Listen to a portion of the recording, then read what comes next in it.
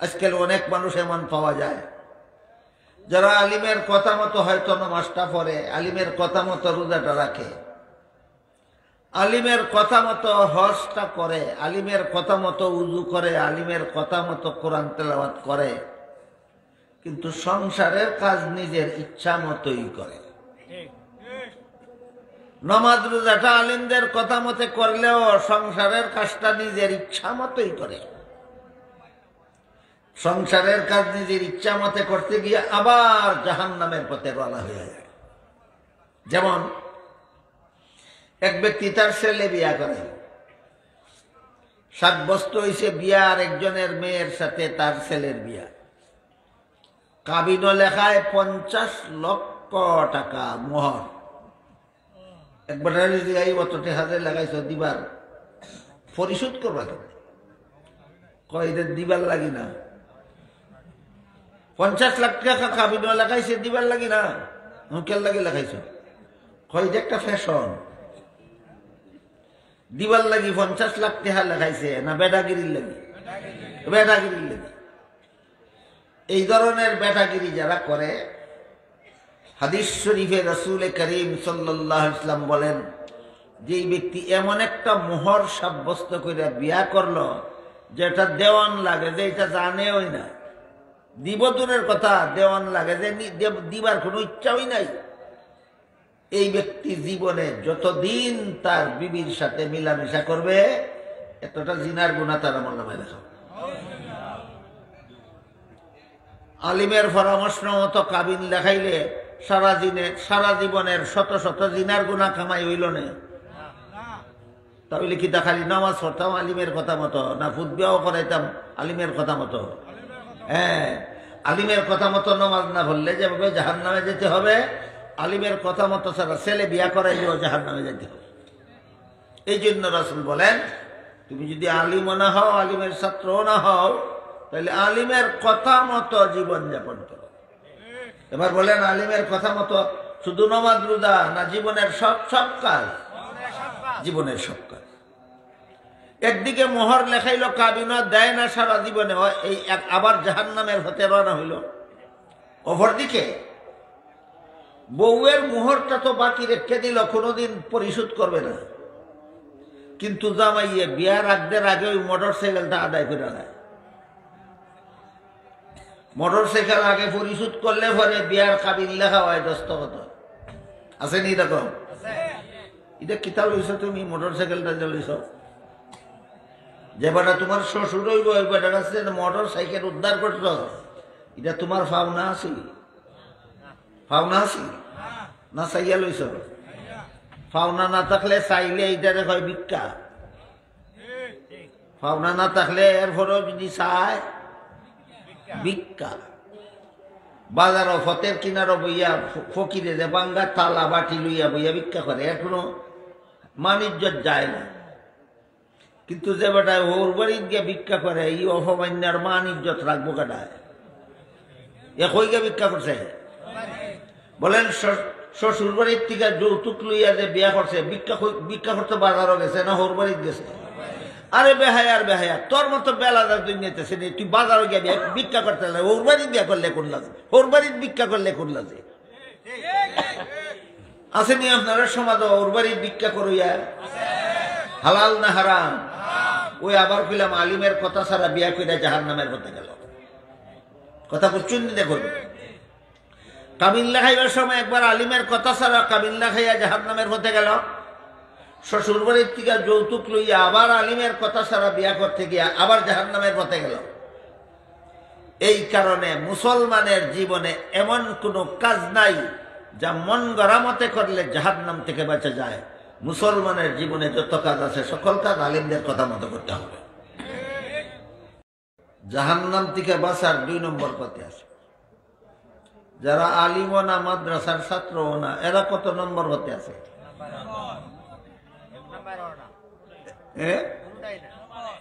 কোন নম্বরে? ভুল হইছে, ভুল। ওই তো অতখানে জায়গাতেছে কথা।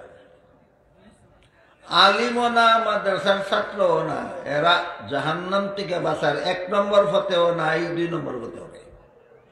অত সুজা কথাটা আপনারা বুঝাইতে আমার একটু সময় লেগে গেল। আবার কই, রাসূল বলেন তুমি আলেম হও, এটা তোমার জন্য জাহান্নাম থেকে বাঁচার 1 নম্বর। আলেম যারা হইতে পারছে না তাদেরকে রাসূল বলেন তুমি আলিমের ছাত্র হও, এটা তোমার জন্য জাহান্নাম থেকে বাঁচার 2 নম্বর। এখন যে আলিম না আলিমের ছাত্র না 1 নম্বর হতে আছে না 2 নম্বর হতে, এই একখানে জায়গা দেশে যারা আলিম না আলিমের ছাত্র না এরা জাহান্নাম থেকে বাঁচার 1 নম্বর হতেও না 2 নম্বর হতেও নাই। এরা করে কি তা সারা জীবন গৃহস্থী করে, সারা জীবন ব্যবসা করে, সারা জীবন চাকরি করে। এরা আলিম না আলিমের ছাত্র না এরা আল্লাহর বান্দা নি, নবীর উম্মত নি, মরণ আসেনি, জাহান্নাম থেকে বাঁচার দরকার আসেনি। কেমনে বাঁচব? 1 নম্বর হতেও নাই 2 নম্বর হতেও নাই, তুমি বাঁচবা কেমনে? আল্লাহর রাসূল বলেন তো যারা আলিম না আলিমের ছাত্র না এদের জাহান্নাম থেকে বাঁচার পথ নাই। ক নম্বর পথ আছে? কি পথ? কথা শুনো, তালিমের কথা মতো জীবন যাপন করো। এই 3 নম্বর পথটা সমাজের সর্বস্তরের মুসলমানকে দেখাইবার জন্য সবগুলি মাদ্রাসার পক্ষ থেকে এই সভাগুলি হয়। বর্তমান বাংলাদেশে 40,000 কওমি মাদ্রাসা আছে। প্রায় প্রত্যেকটা কওমি মাদ্রাসার পক্ষ থেকে বৎসরে কমপক্ষে 1টা করে ইসলামী সম্মেলন হয়। কাজেই শুধু কওমি মাদ্রাসাগুলির পক্ষ থেকে প্রতি বৎসরে বাংলাদেশে 40,000 ওয়াজ মাহফিল হয়। শুধু কওমি মাদ্রাসাগুলির পক্ষ থেকে বৎসরে বাংলাদেশে 40,000 ওয়াজ মাহফিল হয়। শুধুমাত্র যারা আলিম না আলিমের ছাত্র না এদেরকে জাহান্নাম থেকে বাঁচার পথ দেখাবার। বুঝে থাকলে বলেন তো মাদ্রাসার সভা কেন? যারা আলিম না আলিমের ছাত্র না তাদেরকে জাহান্নাম থেকে বাঁচার পথ দেখাবে। আজকে বুঝলেন কিনা? বছরে বছরে মাদ্রাসার সভা খেলা লাগি হয়। বছরে বছরে ওই যারা আলিম না আলিমের ছাত্র না এদেরকে জাহান্নাম থেকে বাঁচার পথ দেখাইবার লাগি প্রতিটি বছরে ওই ইসলামী সম্মেলন হয়। স্বাস্থ্য রক্ষার জন্য, জান বাঁচাইবার জন্য যেভাবে খাইতে হয় তেমনি ভাবে জাহান্নাম থেকে বাঁচার জন্য ওয়াজ মাহফিলের দরকার। এখন কেউ যদি বলে ওয়াজ মাহফিল তো কতবার হইল, এবার আবার কেড়ে, আমি বলবো তুমি তো সকালে খাইছো, দুপুরে আবার কেড়ে? এই প্রশ্নের যেই জবাব ওই প্রশ্নের সেই জবাব। সকালে খাইলেও দুপুরে আবার ফেটে কিদা লাগেনি? দুপুরে খাইলেও রাত্রে আবার ফেটে কিদা লাগেনি? এই কারণে যতবার ফেটে কিদা লাগে ততবারই খাওয়ান লাগে। ঠিক তেমনি ভাবে 1 বছর ওয়াজ শুনলে আর 1 বছর আইবার আগে, 1 মাসে ওয়াজ শুনলে আর 1 মাস আইবার আগে মনে গুনার দিকে টানেনি, এর মানে হলো জাহান্নামের দিকে টানে। ওইটা তিয়া ফিরানির লাগে। ওই ওয়াজ শুনে গেছে পরে 1 দিন গেল, 2 দিন গেল, 3 দিন গেল, 1 সপ্তাহ গেল, 1 মাস গেল, 6 মাস গেল, 6 মাস করেই তার মনে আবার টানে সুদ খাইতো, মনে আবার টানে ঘুষ খাইতো, মনে আবার টানে মানুষের সম্পত্তি জুড়ে দখল করতো, মনে আবার টানে মানুষের এই মিশা মামলার ফেসা ফালাইয়া বাড়ির থেকে বাগাইয়া তার বাড়িঘর দখল করত। কাজেই যেমন ভাবে যখন ওই পেটে খিদা লাগে তখন ওই জান বাঁচাইবার জন্য খাইতে হয়, ঠিক তেমনি ভাবে যখন ওই মানুষের মনে গুনার দিকে টানে তখন ওই তারে গুনার থেকে ফিরাইবার লাগে ওয়াজ মাহফিলের দরকার হয়। তাই রাসূল বলেন আউ মুস্তামিআন, তুমি যদি আলিমও না হও আলিমের ছাত্রও না হও তাহলে আলিমের কথা মনোযোগে শোনো এবং তাদের কথা মতো জীবনযাপন করো। এরপরে দেখেন আমরা রাত্রে ঘুমাই, এটা একটা সংসারের কাজ, নামাজ রোজা না, ইবাদত বন্দেগী না, ঘুমাইয়া তখন। কিন্তু এশার নামাজ না হইয়া যদি ঘুমাইয়ে থাকে, এই ঘুম তারে জাহান্নামে নিয়ে যাবে, কোনো সন্দেহ নাই। এক রাত্রে এশার নামাজ না হইয়া ঘুমাইলে এক রাতের ঘুমই জাহান্নামে যাওয়ার জন্য যথেষ্ট। বলেন বাংলাদেশে এমন মুসলমান আসেনি যারা এশার নামাজ না হইয়া প্রতিদিনই ঘুমায়? কজন হইব? শতকরা 2-4 জন না 60-70 জন? 80 জন, শতকরা 80 জন মুসলমান বাংলাদেশ প্রত্যেক দিনই এশার নামাজ না পড়ে ঘুমায়। বলেন আলিমদের কথা মতো না নিজের ইচ্ছা মতো? কোনো সন্দেহ নাই তোমার ঘুম তোমাকে জাহান্নামে না নিয়ে ছাড়বে না। এমনই রাসূল কইছেন, তুমি যদি আলিমও না হও, আলিমের ছাত্রও না হও, তবে আলিমদের কথা মতো জীবনযাপন করো। এমনই আলিমের কথা ছাড়া যে কোনো একটা পদক্ষেপ নিলেই এটাই তোমার জাহান্নামে না নিয়ে ছাড়বে না।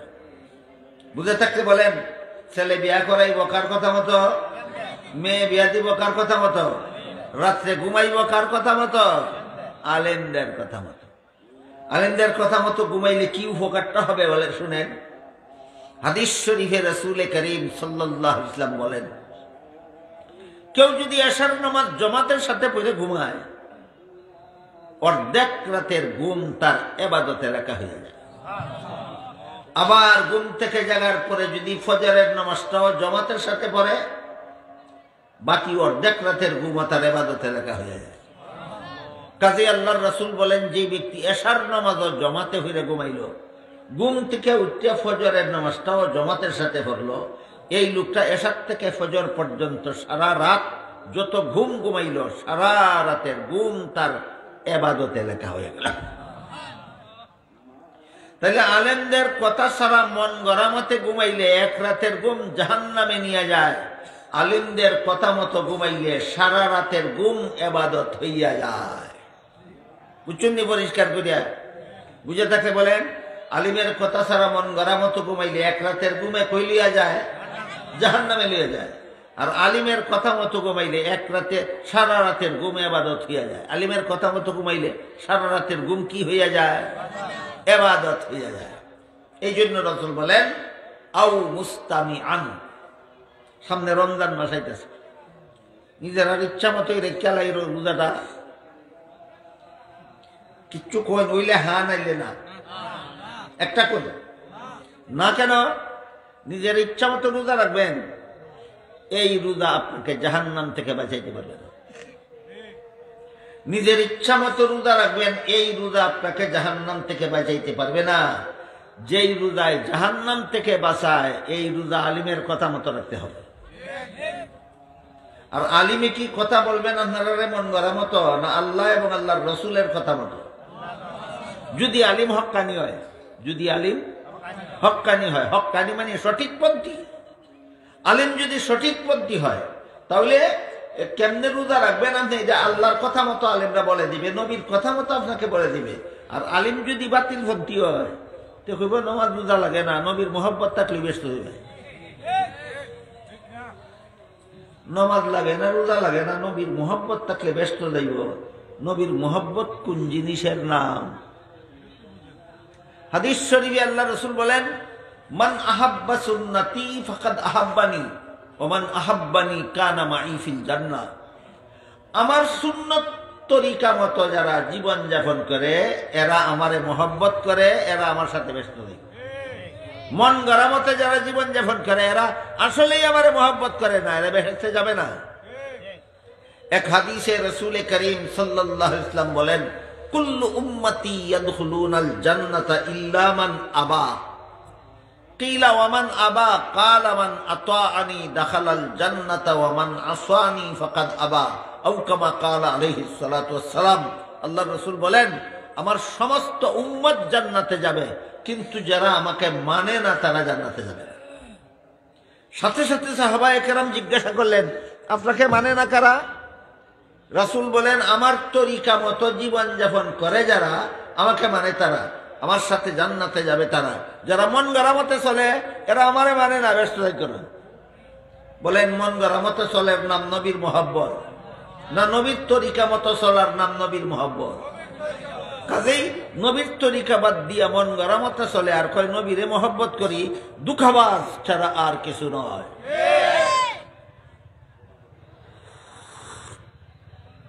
কাজেই এই যে রমজান মাস আইতেছে, রমজান মাসে আপনারা যদি নিজেদের ইচ্ছা মতো রোজা রাখেন, এই রোজা জাহান্নাম থেকে বাঁচাইতে পারবে না।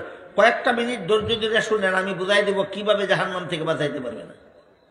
এই রমজান মাসের রোজাটা যদি আপনারা হক্কানি আলেমদের কথা মতো রাখেন, আল্লাহর রসুল বলেন জীবনের সব গুনাহ রোজার দ্বারা মাফ হয়ে যাবে। আমি আগে আপনাদের কাছে জানতে চাই, রোজায় যেন আপনাদের কোনো গুনাহ মাফ না হয় এমন রোজা রাখতে চান, না যে রোজায় সব গুনাহ মাফ হয় তেমন রোজা?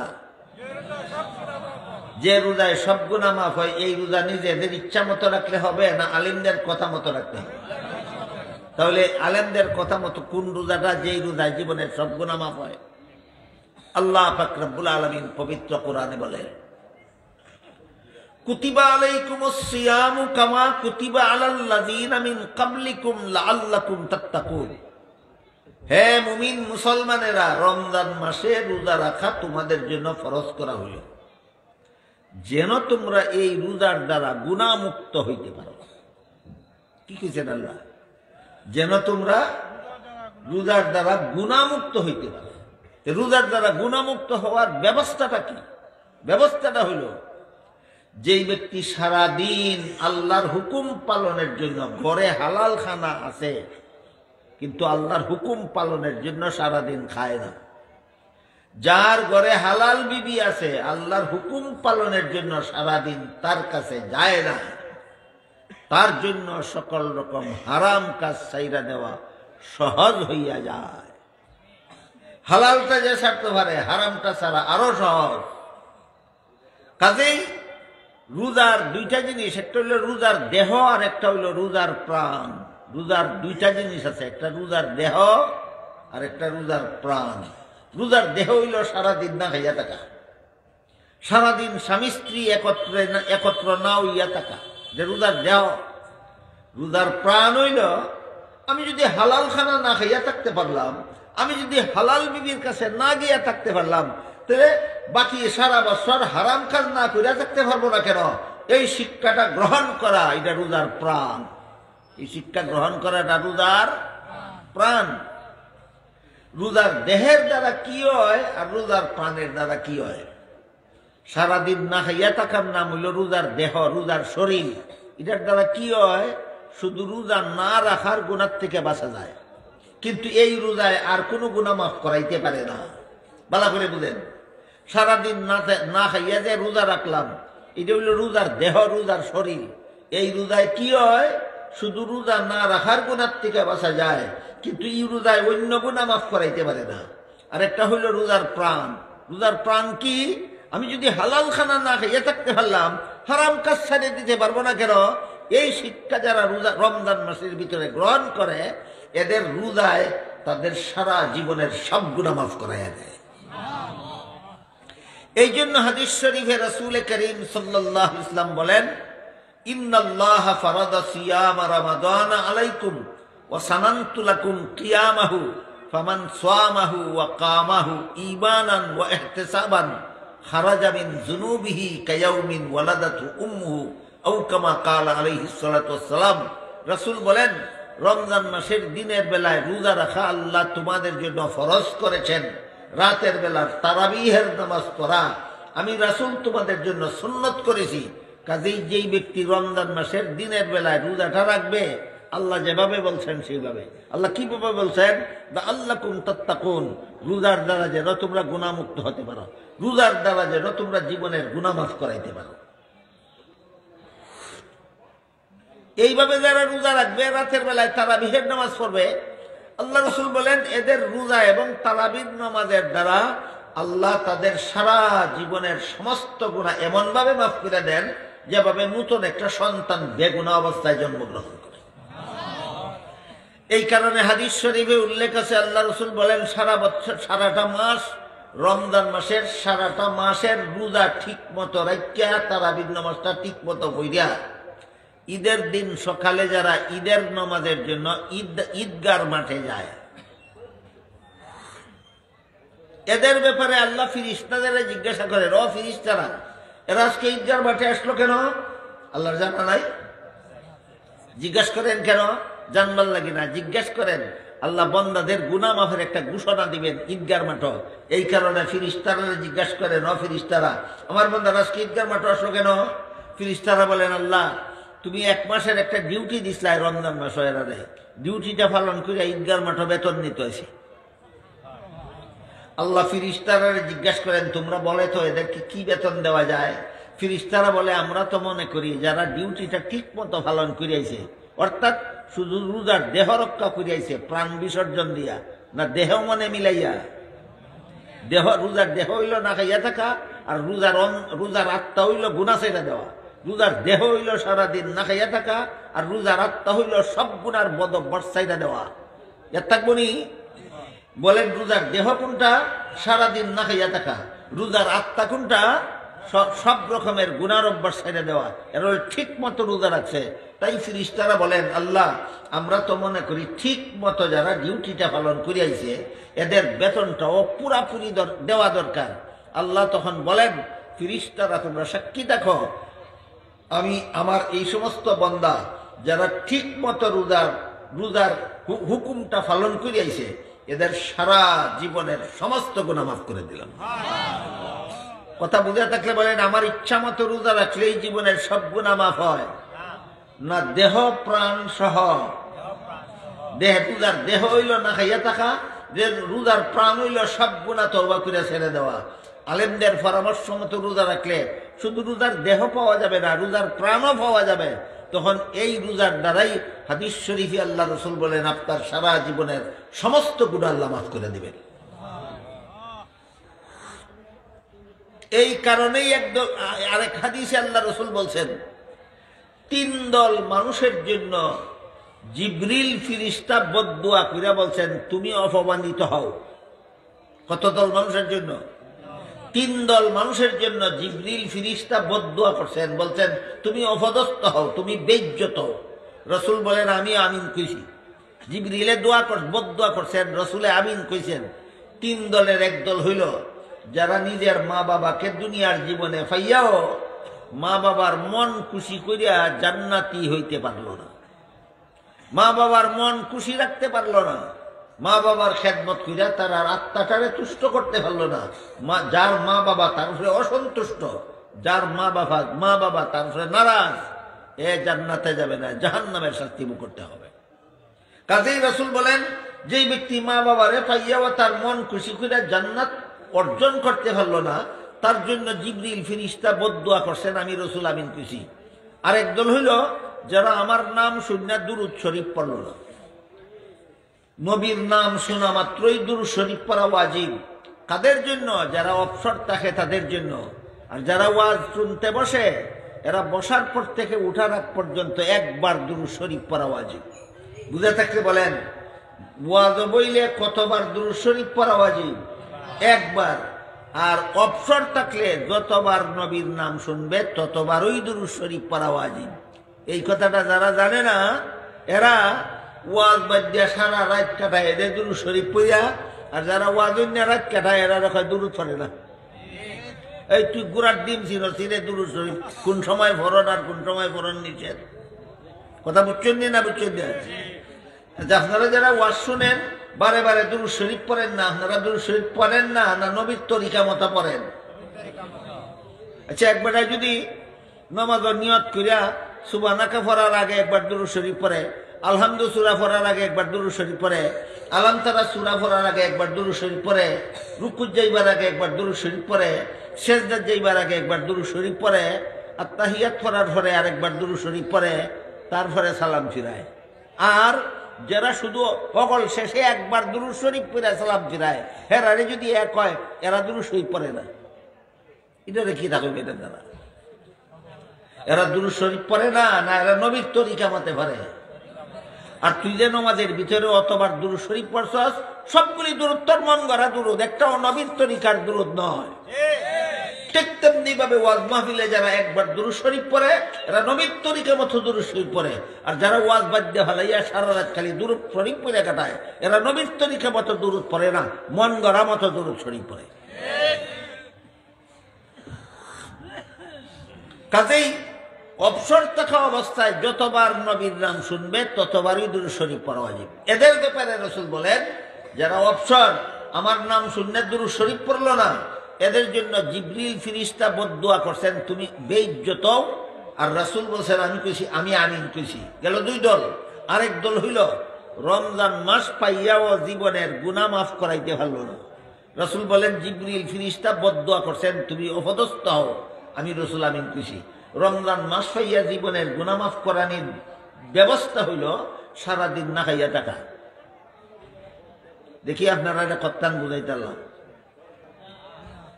শুধু সারাদিন না খাইয়া থাকলে ওই রমজান মাস হইয়া জীবনের গুনাহ মাফ হয়ে যাবে না। আমি যদি হালাল খানা না খাইয়া থাকতাম পারি হারাম কাম ছাড়তাম ধরতাম না কেন? এই শিক্ষা গ্রহণ করলে জীবনের গুনাহ মাফ হয়। এই জন্য বলছি সারাদিন না খাইয়া থাকা হইল রোজার শরীর, আর হারাম কাজ তওবা কইরা ছাইরা দেওয়া হইল রোজার প্রাণ। দেহ প্রাণের সমন্বয়ে যারা রোজা রাখবে আল্লাহ রাসূল বলেন এদের জীবনের গুনাহ রোজার কারণে আল্লাহ মাফ করে দিবেন। কাজেই রমজান মাস পাইয়া এই পদ্ধতিতে রোজা না রাখিয়া গুনাহ মাফ করাইতে না পারলে রাসূল বলেন জিবরিল ফেরেশতা তার জন্য বদদুয়া করছে, আমি রাসূল আমিন কইছি। বুঝে থাকলে এবার বলেন সামনে রমজান মাস আমরা রোজা রাখবো নিজেদের ইচ্ছা মতো না আলিমদের কথা মতো? নিজেদের ইচ্ছা মতো রোজা রাখলে করবো কিনা? নিজেদের ইচ্ছা মতো রোজা রাখলে সারাদিন না খাইয়া থাকবো, সারাদিন বিবির কাছে যাইতো না। কিন্তু চুরি ডাকাতি বদমাশি সুদকুরি ঘুষকুরি মদকুরি গাঞ্জাকুরি মিথ্যা কথা হওয়া মিথ্যা মামলা করা মিথ্যা সাক্ষী দেওয়া এরপরে যত রকমের দুর্নীতি যত রকমের জালিয়াতি মানুষের সম্পদ জুড়ে দখল করা মানুষের অন্যায়ভাবে জুলুম অত্যাচার করা সবগুলি করবে, আবার সারাদিন না খাইয়াও থাকবে। এমন রোজার দ্বারা জীবনের গুনাহ মাফ হয় না। বুঝে থাকলে বলেন নিজের ইচ্ছা মতো রোজা রাখলে জীবনের গুনাহ মাফ হয় না, আলিমদের কথা মতো। এই জন্য রাসূল বলেন তুমি যদি আলিমও না হও আলিমের ছাত্রও না হও জীবনের সকল কাজ আলিমের কথা মতো করো, যে তোমার জন্য জাহান্নাম থেকে বাঁচার ৩ নম্বর পথ। এরপরে রাসূল বলেন আলিমের কথা শোনারও যদি সুযোগ না পাও আলিমদের অন্তর দিয়ে মহব্বত করো, এটা তোমার জন্য জাহান্নাম থেকে বাঁচার ৪ নম্বর পথ। আল্লাহ রাসূল হুকুম দিছেন যারা আলিম না তাদের সবাইকে আলিমরে মহব্বত করো। আলিমরে মহব্বত করা জাহান্নাম থেকে বাঁচার পথ, আলিমকে মহব্বত করা জাহান্নাম থেকে বাঁচার পথ। এরপরে রাসূল বলেন অবস্থা যদি এমন হয় কোনো মানুষের যে সে আলিমও না আলিমের ছাত্রও না আলিমের কথা শোনারও সুযোগ পাইছে না আর আলিমরে মহব্বত করে না, আল্লাহ রাসূল বলেন তোমার জাহান্নাম থেকে বাঁচার কোনো পথ নাই, তোমার জাহান্নাম থেকে বাঁচার কোনো পথ নাই। তাইলে উম্মতের জন্য আল্লাহর রাসূল জাহান্নাম থেকে বাঁচার সর্বমোট ৪টা পথ বাতাইছেন। ১ নম্বর পথ হইল নিজে আলিম হওয়া, না পারলে ২ নম্বর পথ হইল আলিমের ছাত্র হওয়া, তাও সুযোগ না পাইলে ৩ নম্বর পথ হইল জীবনের কাজগুলি নিজেদের ইচ্ছা মতো করা, না আলিমদের কথা মতো। এই সুযোগও না পাইলে ৪ নম্বর পথ হইল আলিমকে ঘৃণা করা না মহব্বত করা, আলিমকে মহব্বত করা। আল্লাহ আপনাদের আমাদের সবাইকে রাসূলের বর্ণিত ৪ পথের কোনো পথে জাহান্নাম থেকে বাঁচার তৌফিক দান করুন। সবাই বলুন আমিন। সুবহান রাব্বিকা রাব্বিল ইজ্জাতি আম্মা ইয়াসিফুন ওয়া সালামুন আলাল মুরসালিন ওয়ালহামদুলিল্লাহি রাব্বিল আলামিন।